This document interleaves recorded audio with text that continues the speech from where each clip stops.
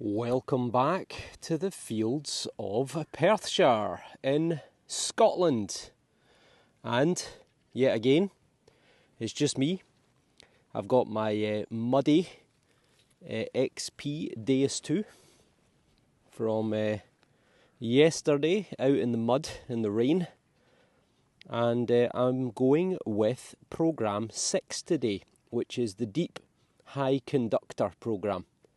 And the reason I've chosen that is I'm on the potato field, one of two, which we have done to death over the last few months, since it was harvested in early September.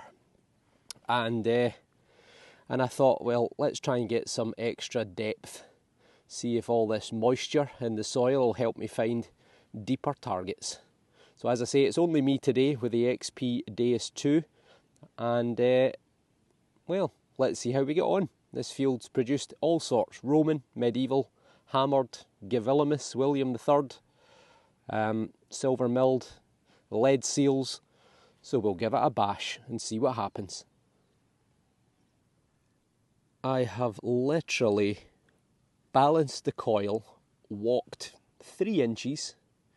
I didn't even walk, I just swung it and got a really weak 58, 60, it was a bit jittery, dug down about 10 inches and I came across this. Now it potentially could be a Roman coin, possibly. We certainly got a few off this field the last time we were out.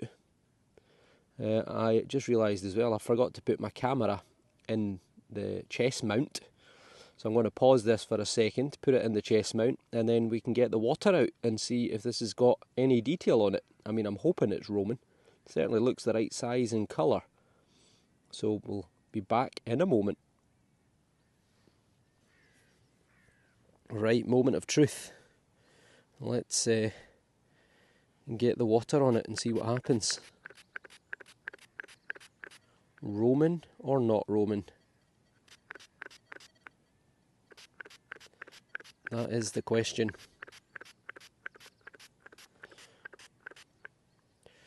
Oh, it's pretty chunky, whatever it is. Right. I'm not sure, is the honest answer. I'm going to have to let this dry out, give it a clean, and get right back to you. Well then, what do y'all reckon? Is it a grotty Roman bronze? I think it could be. It's got the shape, it's got a great big concretion on this side, but I think when you look at the surface that you can see, I think it could be a Roman coin. I think it could be 4th century, and I think it could be Roman. Well, let me know in the comments, but this would certainly be one for the old fiberglass cleaning pen to see if we can get any detail off it. But I'm going to say Roman. But let me know what you think. What a great start. Another weak signal, 60, 62, about 6 inches deep. I would have expected it to be stronger. And right there is either a coin or a button. I'll tell you what, it could be another Roman. It could be another Roman. Right, I'll get the brush on this one rather than the water.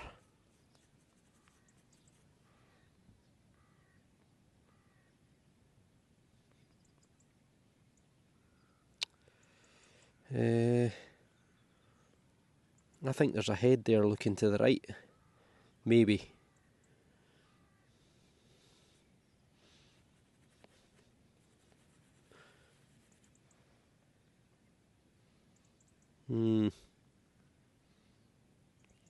Right, okay. What we'll do is we'll leave that to dry out a little bit. I'll get the bendy thumb on it and we'll see if we can bring out some detail. But what a start this would be if it's double Roman in the first 2 minutes. Well, 2 holes, 2 minutes, 2 Roman coins, I think. This is the back. Seen better days. Can't really make out any obvious detail. but on the other side you can just see two little tassels there, and that's the sort of ponytail behind the Roman figure. And then on this side, that's a nose, an eye, and a head looking to the right hand side. It's quite big for a 4th century Roman coin, but that's what it is.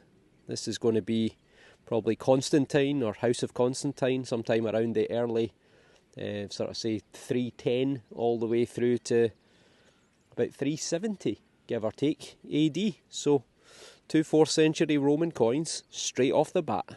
What a start. Well done to the Deep HC programme. This time we've got an 85, 87, 83. The problem is, look at that, it looks like it's in a hollow, which to me says that someone has dug this up already and it's junk and they've put it back in the hole. And if they have, then that is infuriating. Only one way to find out. Well, that is infuriating.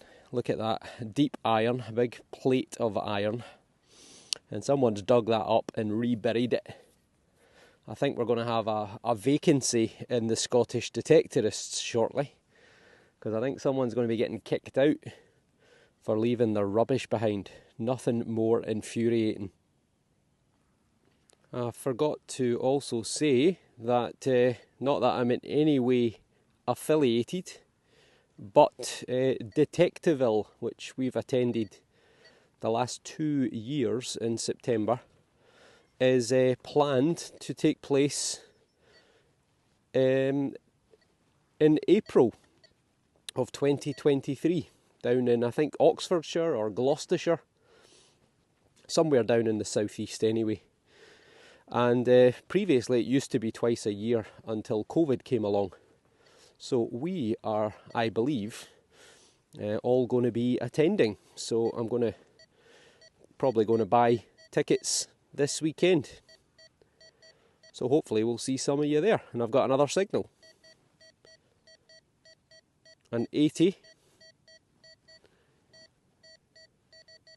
Sounds pretty reasonable.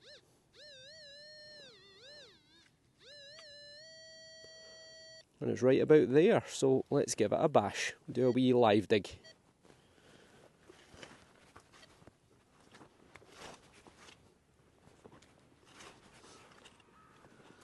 So Detectival, I know some people went, a lot of people went and had a terrible time. Thankfully we went and we all got hammered coins, and I managed to get a gold coin as well, which was tremendous. Have I dug in the wrong place? So, you know, it's one of those ones where we're going to go, we're going to give it a bash. The first time we went, September 2021, it was awful. The metal detecting was awful. However, I did, in the final hour of the Sunday, get a gold coin, which obviously saved the weekend for me, but the other guys had a terrible time. This time we were much luckier, we were much better, but I know a lot of people were not. So you pay your money, you take your chance. Right, enough of me chittering on. We've got something there which could be a lead seal.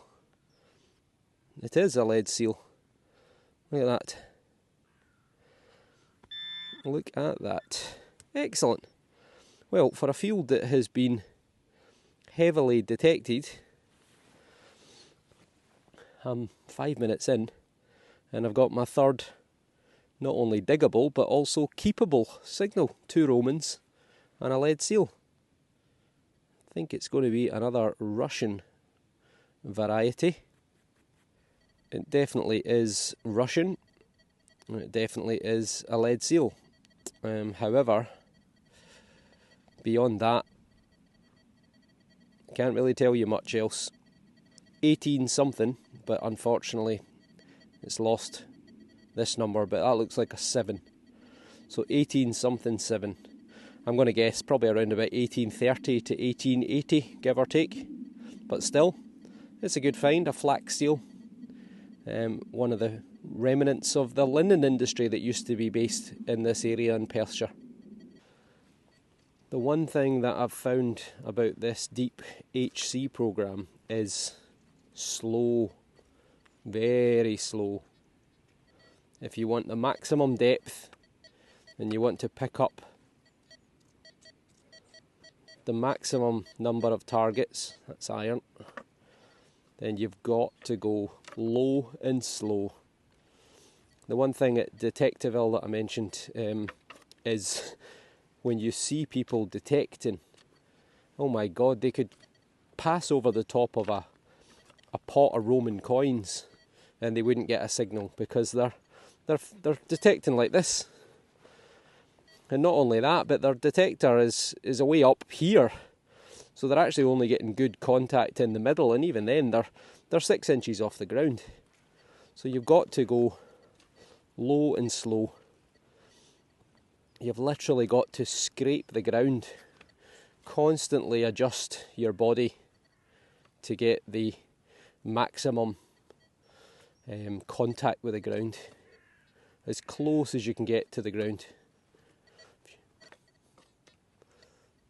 But anyway, that's just my tuppence worth.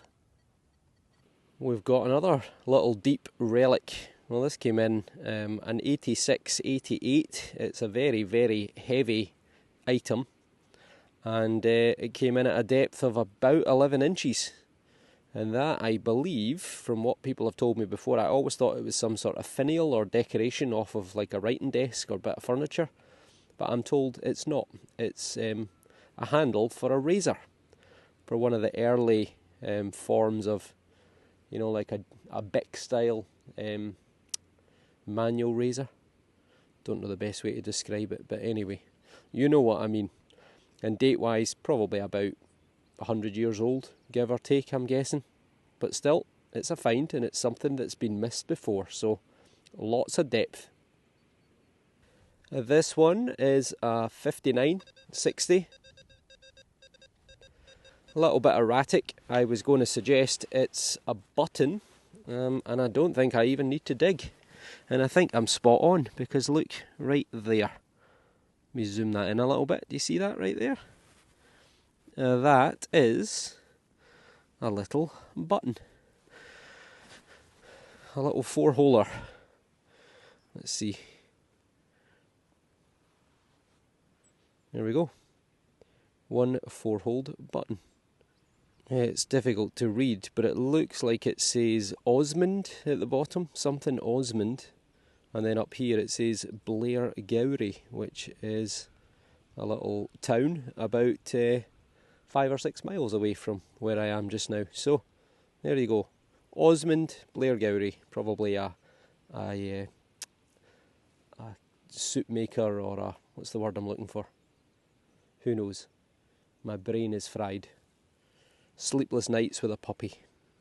Oh well, probably date-wise 1850 to 1950, give or take. This time an 81.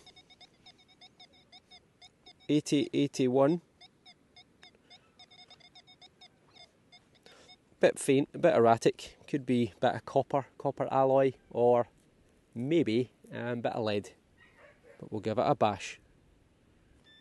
Second spadeful down. What's that there? That is a potato. Oh, tell you what, could be a musket ball.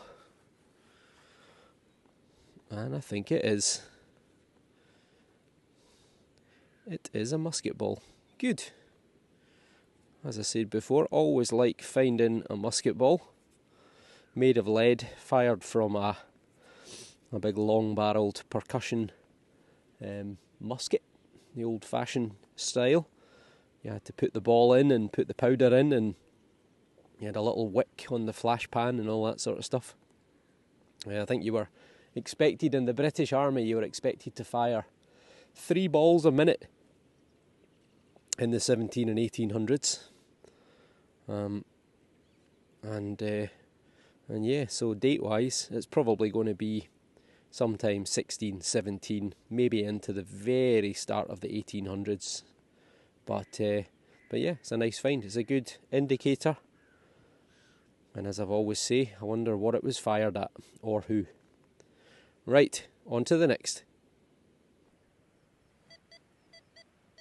74, 75 this time. Not the greatest of signals. See if it's fairly shallow or not.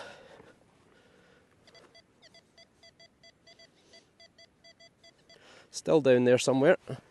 It's getting too hard to scrape. Spade required. Right, come on. Great big hammered coin. I think we're out. Mind you, it's a little bit high for a hammered coin, but you never know. Could be gold. Break this in half. Nope. Okay. Nope. Right. Somewhere in here.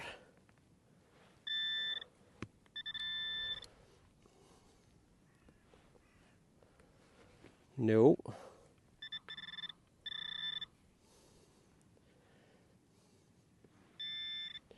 Right. What's that? That's a stone, I think. Yep, that's a stone. Ah, what's that? There's something green. Something green, and that is our target. Dropped it. Shock horror. Here we go. What is that? That is a little thing made of copper. No idea what that is. As ever, I think I'm going to go to my go-to when I'm not sure and say tractor related, agricultural. But if you know, then let me know in the comments below. We've got another surface find. I didn't see it, actually heard it before I saw it, but then immediately, well, initially I thought button because it came through at 67. However, can you see it on the surface? It is, I believe, a spendable. Right there. Now, you do often get stuff brought to the surface with the rain. It washes off the soil if they're just under the surface and presents them nicely to us to find. Now, it's a spendable. It's Elizabeth II. We've got a date of 1992. So what's that? 92, 2002, 12, 22, 30 years old. So 30 years old, and it's not in the best of condition. It's been hit by something a couple of times, not me. And it's a spendable 10p. So we could take this into a shop today and spend it. Even though Queen Elizabeth II is on the coin, she'll be remaining in legal currency, legal tender probably for decades, because it's going to take them so long to recall all the coins. Charles III, as he is known, his new coins I think are supposed to come out in December. 50p pieces I think will be the first coin, and his currency will run alongside his late mother's. It will be an unusual situation because, you know, how long will Charles last? Well, 10 years or less, potentially. And when Charles does disappear, William should get the job. And we'll have a period where we'll have 3 different monarchs' currency basically in circulation at the same time. So I expect we'll have a period where we'll have coins of Elizabeth, Charles and William all in circulation. So we'll see when that happens. But it's a coin. It's all gone kind of quiet. I haven't had a signal for almost half an hour. I've ventured into the edge of the field, always dangerous territory, because normally that's where all the Mr. Kipling, all the tin foil, all the tin cans can be found. But we've got a signal here, which is a 67. Definitely within the realms of a button. Maybe a bit of lead, maybe a bit of copper. Let's give it a bash. Not particularly deep, out in the first 4 or 5 inches. Thankfully, so far, no obvious signs of aluminium.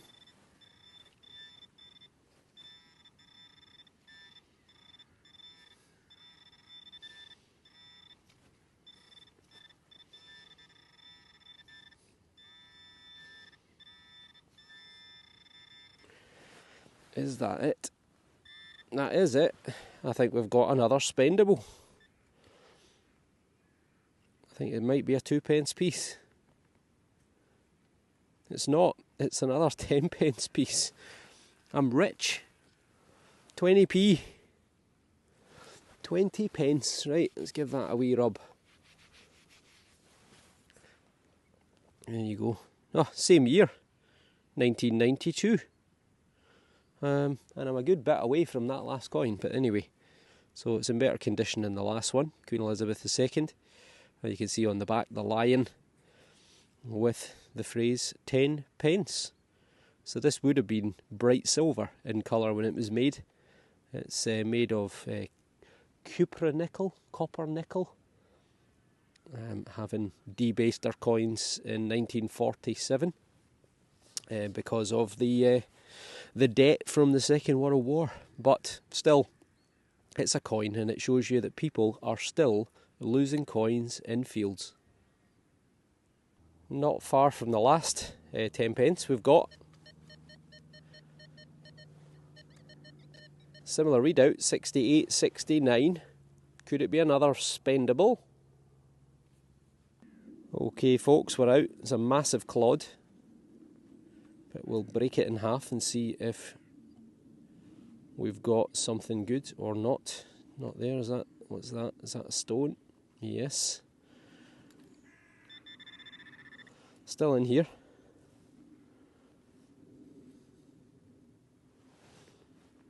Nope. Still in here. Not got high hopes for this one.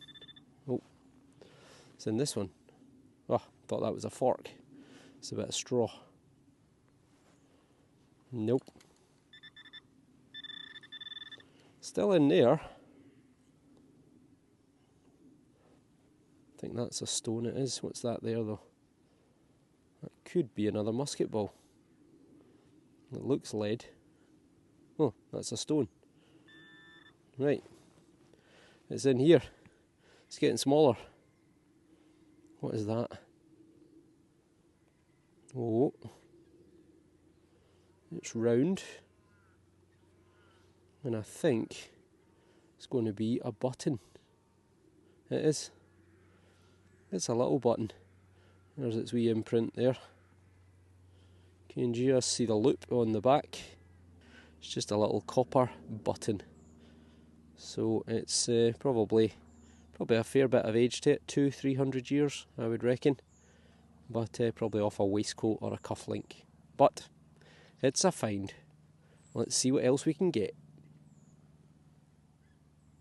I've come into the neighbouring field, and I know for a fact that I have never done this strip here down the left hand side. So given this field's been quite heavily done, I thought, you know what, let's give it a bash. It might all end in disaster or tin cans, but I've got a first signal somewhere here. Right there. 82, 83. It's got potential. Let's give it a go. In fact, we'll do a wee live dig on this one. Let me just pinpoint it.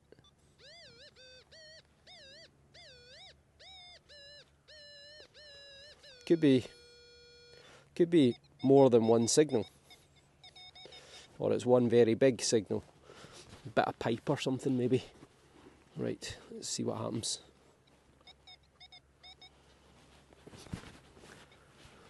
This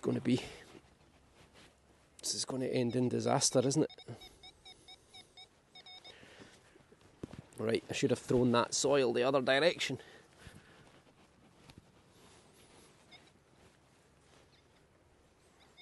It's kind of vanished. Right, I think I'm going to have to, if it's not out this one, I think I'm going to have to get back to you. Nope, it's out this time. Right, surely there is only one signal. Right, great big milled silver. Pete got a beautiful big George III silver in this field.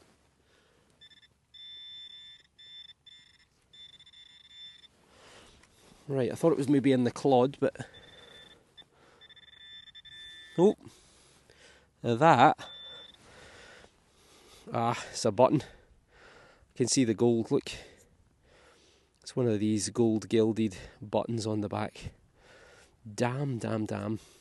I thought it was at least going to be a coin, but not to be any decoration on here. I've got a spider on me. Doesn't look like it.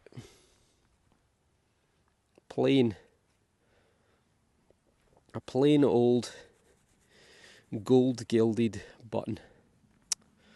That's a shame. Well, still, it's probably got a bit of age to it. It's probably from the late George III period, sort of 1800, all the way through to 1900, give or take. Still, it's a find. This one coming in at 62. Pretty small target, I think, in actual fact. That might be it right there. See that right there? I think that is. It's a little pistol shot. It is. It's a little lead shot right on the surface. Well, half of it on the surface. You can see the tide mark. Get you in the sun. So yeah, it's a little pistol ball. This is from a type of old Scottish pistol, what we called a dag, D-double-A-G. They were very popular 1600s, 1700s, especially through the Jacobites. You would wear your little dag, your little pistol in your belt, you would fire it, you'd chuck it away, wouldn't stop to rearm. You'd draw out your sword and you'd hammer into the enemy lines. So, nice little find. Again, wonder who it was shot at. Unusual to find a pistol shot in a field, because you wouldn't use a pistol for hunting. Or you wouldn't think you would anyway. You would use a rifle, because you'd be after deer or something at distance, not a pistol. Still, we'll never know. This one, 74-75. Initially I thought that was it there. I thought that was a bit of aluminium, but it's not. It's a piece of pottery with a white glaze on one side. We've got a clod shot somewhere. Oh, have we? Have I just thrown it away? I might have thrown it away.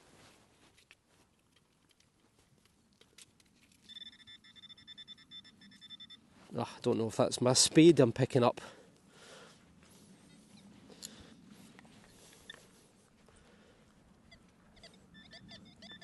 Okay. So we're still somewhere over here. Doesn't sound very good though, to be honest.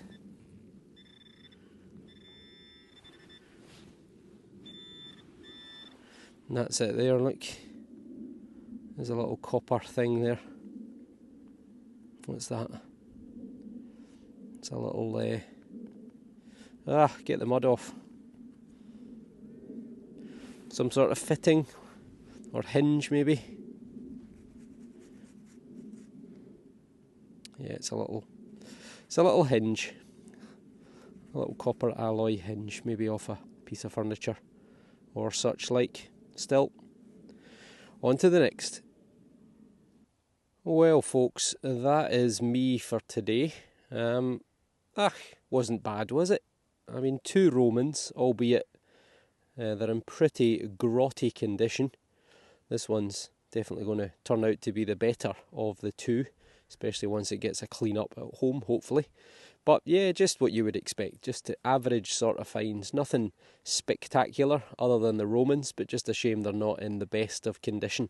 Still, it got me out the house, it stopped raining, and the Deep HC programme certainly seemed to do pretty well. For a field that's been heavily metal detected, there's over 10 good diggable targets that have been missed. Okay, some of them weren't at great depth, but I think the moisture in the ground has certainly helped to bring them through. And the two Romans, to be honest, they were very, very rough signals that I generally wouldn't have bothered digging, but because they came right at the start, I thought I'd give it a go. So, thank you all for watching. If you're not already, then hit the subscribe button. I've gained about 350 new subscribers in the last 3 weeks, which has been tremendous. The channel is growing rapidly. I'm hoping that I can maybe push towards 9,000 for Christmas. That would be amazing. Or for the start of New Year. In fact, maybe I'll make that my target. For the 1st of January, try and hit 9,000. That would be tremendous.